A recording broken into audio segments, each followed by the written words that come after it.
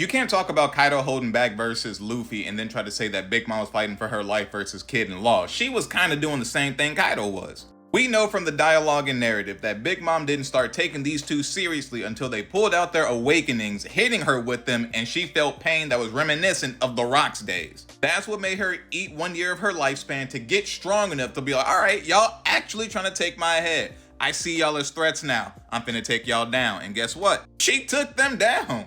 We don't talk about this part enough. She won. Now, did she get really tired in the process of doing so? Yes, but they are also very powerful and very technical Devil Fruit users in the world of One Piece. Kaido was more of a hockey check, so Luffy getting his hockey up there was allowing him to hurt Kaido, but he didn't have to deal with anything crazy coming out of Luffy. He just had to deal with how hard Luffy was punching and his hand-to-hand combat. But outside of that, Luffy's just fighting with rubber. Kaido was not fighting against the forces of electromagnetism and whatever the hell it is Law can do. And she wasn't fighting one of them, she was fighting both at the same time. This is why I want you guys to look at the context of these fights to see what's actually going on. If you are results orientated and all you think is, oh, Big Mom lost to Kid and Law, you are missing everything in between. Like, while she's dealing with Kid, Law can stab her with Kroom from behind. Say what you want about Kid and Law, but they are both big enough threats that if Kaido or Big Mom were dealing with either of them, they need to give them their undivided attention. And in case you think that's a stretch, she did the same thing versus Marco. Marco is strong enough that Big Mom can't beat him without putting forth some form of effort. She wanted to save all of her energy for the people she fought on the rooftop. The main person she wanted to get rid of was Luffy. That's like the whole reason why Big Mom was here. So with more context in the situation that she won, she could have double tapped them. She just chose not to. Why? I don't know. She also chose to save Otama. She chose to be kind to Osuru. She even remembers that.